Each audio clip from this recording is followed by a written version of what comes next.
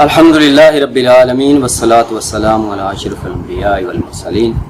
السلام علیکم ورحمۃ اللہ وبرکاتہ۔ آج ہم تذکرہ کریں گے سیدنا ابراہیم علیہ الصلوۃ والسلام کی زندگی کا۔ سیدنا ابراہیم علیہ الصلوۃ والسلام جو کہ تینوں مذاہب کے، جن کو کہ سامی مذہب کہا جاتا ہے، کیونکہ سام علیہ السلام نے بتایا تھا کہ حضرت نوح علیہ السلام کے جو بیٹے تھے سام علیہ السلام، ان کی نسل سے حضرت ابراہیم علیہ السلام ہے، اور اس لیے ان تینوں مذاہب کو، یہودیت، عیسائیت اور اسلام کو سامی مذاہب بھی کہا جاتا ہے، الہامی مذاہب بھی کہا جاتا ہے، کہ یہ ایسے مذاہب ہیں کہ جن کا سلسلہ جو ہے وہ وحی کے ساتھ جوڑا جاتا ہے، اور ابراہیمی ادیان بھی ان کو کہا جاتا ہے کہ ابراہیم علیہ الصلوۃ والسلام کی نسل سے ہی آگے یہ تینوں مذاہب جو ہیں وہ دنیا میں پھیلے۔ ابراہیم علیہ الصلوۃ والسلام کے دو بیٹے، بڑے حضرت اسماعیل علیہ السلام اور چھوٹے اسحاق علیہ السلام۔ اسحاق علیہ السلام کی نسل سے یعقوب علیہ السلام اور پھر یوسف علیہ السلام، ان سے پھر بنی اسرائیل کی نسل چلی جو یعقوب علیہ السلام کے بیٹے تھے، ان کی نسلوں میں سے، اور پھر انہی میں سے آگے چل کر آخری ان کے نبی جو تھے وہ حضرت عیسیٰ علیہ السلام پیدا ہوئے۔ تو ادھر سے اسماعیل علیہ الصلوۃ والسلام کی نبوت کے بعد کافی عرصہ تک، تقریباً 2000 سال سے بھی اوپر، غالباً 2500 یا 2600 سال تقریباً یہ بنتے ہیں کہ جب حضرت صلی اللہ علیہ وسلم جو تھے وہ شہر مکہ میں پیدا ہوئے۔ تو جب ابراہیم علیہ الصلوۃ والسلام شہر بابل میں پیدا ہوئے تو اس وقت وہاں نمرود حکمران تھا، اور بے شمار دیوتا اور دیویوں کی پوجا کی جاتی تھی، بت پرستی کا دور دورہ تھا، اور لوگوں نے تقریباً ہزاروں بت جو تھے وہ بنائے ہوئے تھے، نہ کہ زمین پہ بسنے والی چیزیں بلکہ آسمان کے ستارے، سیارے، چاند، سورج، یعنی کوئی چیز ایسی چھوڑی نہیں تھی کہ جس کو انہوں نے الوہیت کا درجہ نہ دے دیا ہو۔ تو ایسے میں ابراہیم علیہ الصلوۃ والسلام کا تشریف لانا اور ایک اللہ پر ایمان لانا، اور وہ بھی نہ کسی نبی کی پہلی شریعت ان کے پاس موجود ہے، نہ کوئی پہلی آسمانی کتاب ہے، اور نہ ہی کوئی ان کا استاد ایسا ہے، کوئی پیر و مرشد ہے جو ان کو یہ بتائے کہ یہ سارے دیوی دیوتا یہ ہیں، یہ جھوٹے ہیں، صرف ایک اللہ وحدہ لا شریک ہے، اس کی عبادت کرنی چاہیے۔ تو ابراہیم علیہ الصلوۃ والسلام نے اپنی عقل کو استعمال کرتے ہوئے، اپنی ذہانت کو، اپنے تجربے کو استعمال کرتے ہوئے ایک اللہ تک رسائی جو ہے وہ حاصل کی۔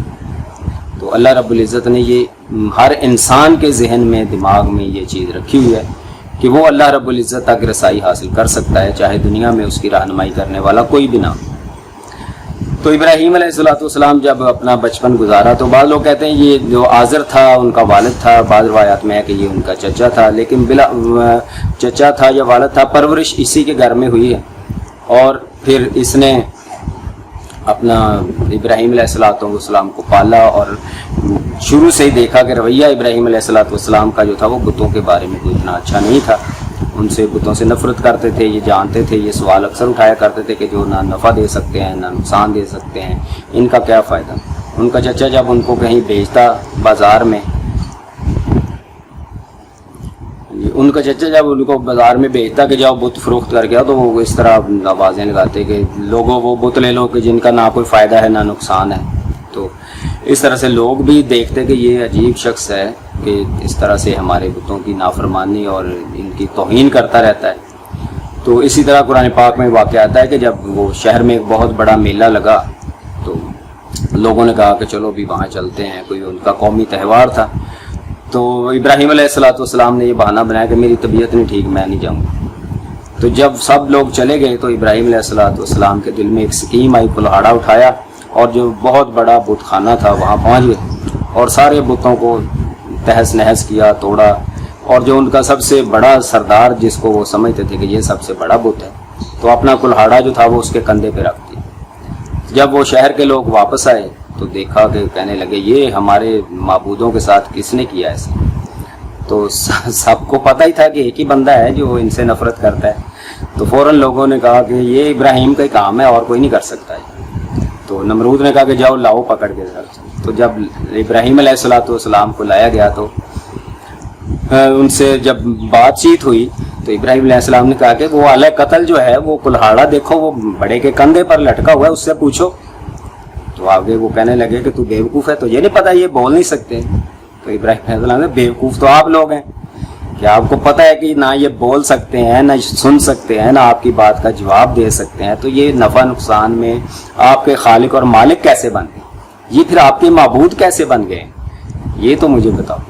تو پھر ان کو دلیل تو کوئی نہ آئی، جواب بھی کوئی نہ آیا، تو کہنے لگے لوگوں سے کہ سارے اکٹھے ہو جاؤ، آگ جلاؤ، اس کو وہاں پھینکنا ہے، اور یہ جو ہے نا پھر انہوں نے نعرہ کہہ لگایا کہ اپنے معبودوں کی مدد کرو۔ یہ دیکھو کہ لوگ جو ہیں، جو معبود حقیقی ہیں، وہ تو بندوں کی مدد کرتا ہے، لیکن ایسی جاہل قوم کے کہنے لگی کہ چلو اپنے بتوں کی، اپنے معبودوں کی مدد کرنے کے لیے لکڑیاں اکٹھی کرو اور اس کو آگ میں جلا دو۔ تو ابراہیم علیہ السلام کو قرآن وہ پھر واضح طور پہ بتاتا ہے کہ جب انہوں نے آگ میں پھینکا تو اللہ رب العزت کی طرف سے ارشاد ہو گیا کہ یا نار کونی بردم و سلام علی ابراہیم، کہ تو اللہ رب العزت نے ارشاد فرمایا کہ اے آگ ٹھنڈی ہو جا اور سلامتی والی ٹھنڈی ہو، کہ اتنی زیادہ ٹھنڈی بھی نہ ہو کہ میرے اس خلیل کو زیادہ سردی لگے اور گرمی بھی نہ رہے، یعنی سلامتی والی جو تھی ویسی ٹھنڈک اس کو پہنچے۔ تو روایات میں آتا ہے کہ 7 دن 7 راتیں وہ آگ جو تھی وہ جلتی رہی۔ جب وہ الاؤ ٹھنڈا ہوا تو لوگوں نے قریب جا کے دیکھا کہ راکھ کے ڈھیر کے درمیان جو جس طرح پھولوں کی کوئی کیاری ہوتی ہے، بڑا پیارا سا منظر ہے، اور ابراہیم علیہ السلام بالکل صحیح سلامت اس میں بیٹھے ہوئے۔ تو لوگوں نے کہا کہ یہ تو بہت بڑا جادوگر ہے جس نے جادو کر دیا ہے، اور ہماری آگ سے بھی اس کو کوئی نقصان نہیں پہنچا، اب اس کے بچنے کا یہی طریقہ ہے کہ اس کو اس شہر سے ہی نکال دیں۔ تو ابراہیم علیہ السلام کو شہر بابل سے نکال دیا گیا، تو آپ خود بھی وہاں نہیں رہنا چاہتے تھے، تو وہاں سے آپ نکلے ہیں، لوط علیہ السلام آپ کے بھتیجے ان کو لے کر، اور اما سارہ آپ کے ساتھ، آپ کی بیوی جو تھی وہ نکلی۔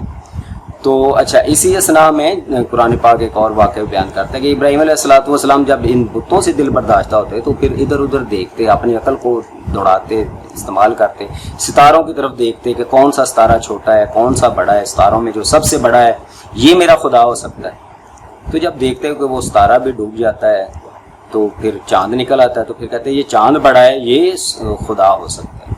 اچھا، یہ دیکھیں نا، کوئی حتمی فیصلہ نہیں کر لیتے فوراً کہ ہاں یہ میں نے بس اب بات نکال لی منہ سے، اب اسی کے پیچھے ساری عمر چل رہی ہے۔ تو تجربات کرتے رہتے ہیں، غور و فکر کرتے رہتے ہیں، تو پھر چاند سے بھی دل برداشتہ ہو کے پھر سورج کی طرف، جب سورج غروب ہو جاتا ہے تو پھر ان کو سمجھ آتی ہے کہ کوئی خالق، کوئی مالک ایسا ہے کہ جس نے ان سب چیزوں کو بنایا ہے۔ یہ تو ساری چیزیں مخلوقات ہیں، اس کے لگے بندے حکموں کے مطابق یہ اپنے طریقوں پر چل رہے ہیں، تو اصل مالک اور خالق اس کائنات کا بنانے والا کوئی اور ہے۔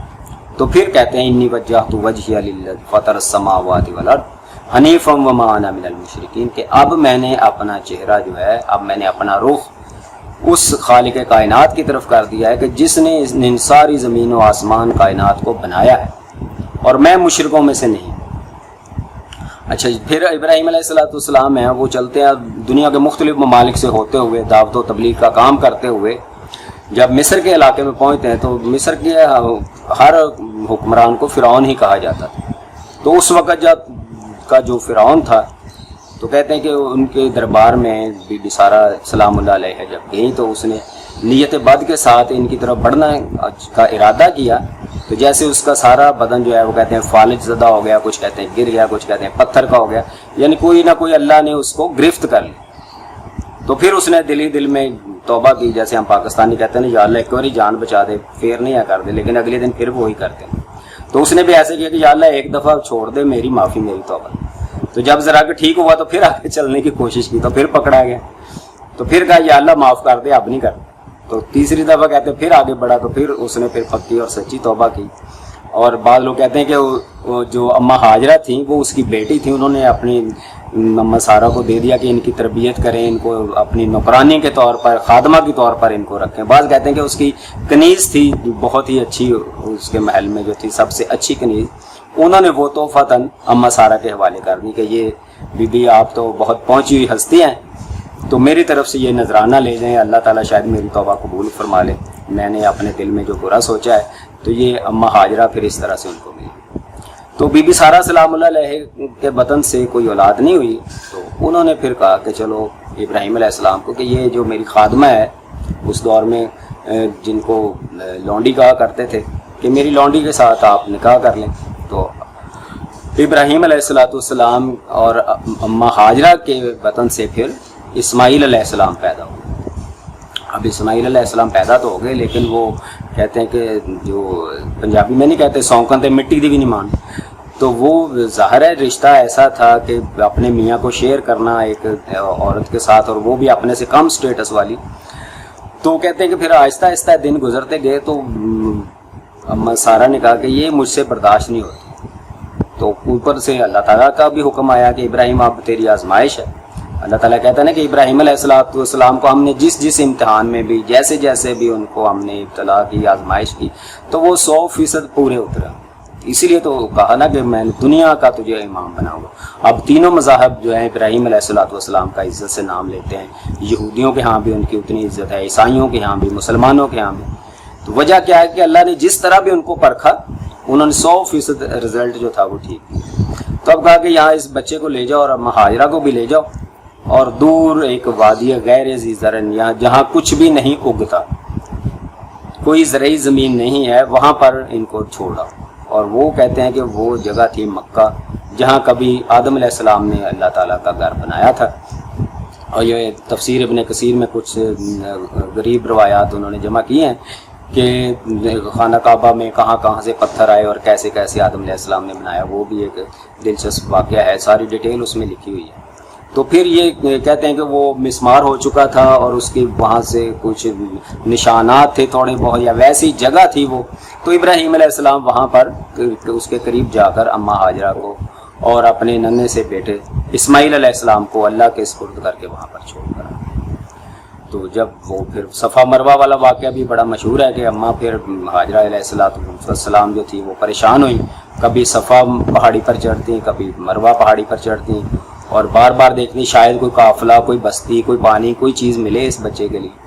تو اتنے میں جب وہ 7 بار چکر لگ گیا تو اسماعیل علیہ السلام کے جو پاؤں تھے جہاں وہ ایڑیاں رگڑ رہے تھے تو وہاں سے پانی کا چشمہ جو تھا وہ بہہ نکلا.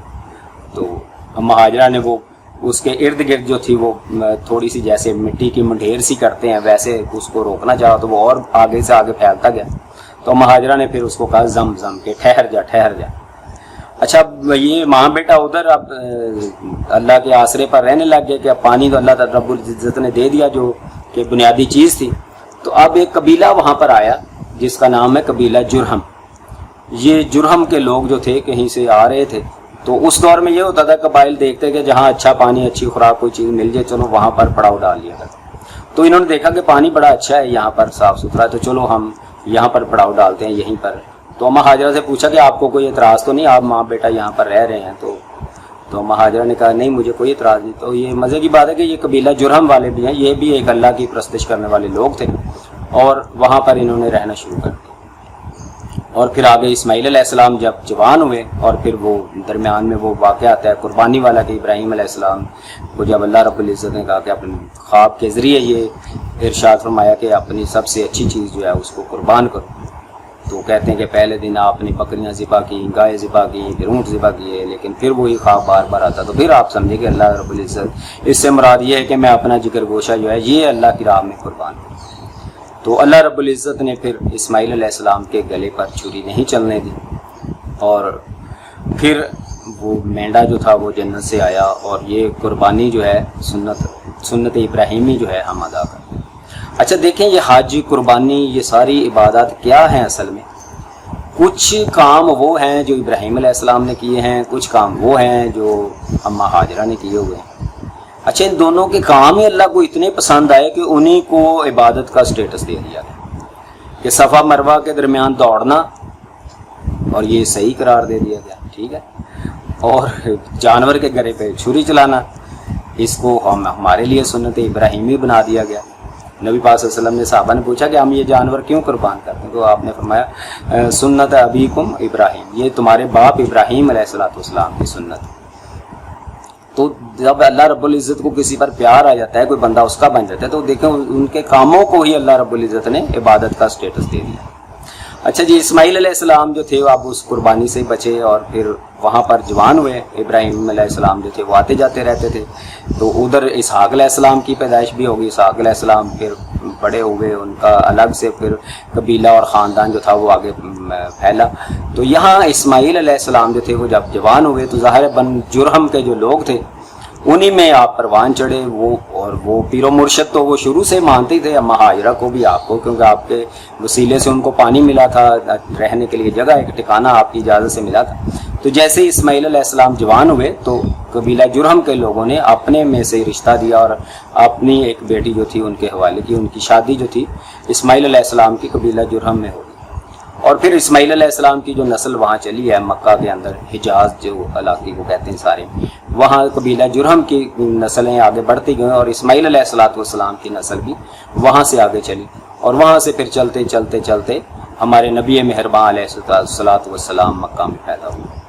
تو انشاءاللہ باقی سرکار دو عالم صلی اللہ علیہ وسلم کے جو آباء و اجداد ہیں جو اسماعیل علیہ السلام کی نسل سے مکہ میں جو نامی گرامی سردار جو تھے وہ پیدا ہوئے اور کس طرح سے انہوں نے اس دور کے لوگوں کو مینج بھی کیا اور مکہ کو کس طرح سے وہ چلاتے تھے، انتظام کیسے چلاتے تھے، اور سرکار دو عالم صلی اللہ علیہ وسلم تک آتے آتے پھر کیا حالات و واقعات گزرے، یہ انشاءاللہ ہم بعد میں ڈسکس کریں گے. اللہ رب العزت آپ سب کا حامی ناصر ہو. والسلام علیکم ورحمۃ اللہ وبرکاتہ.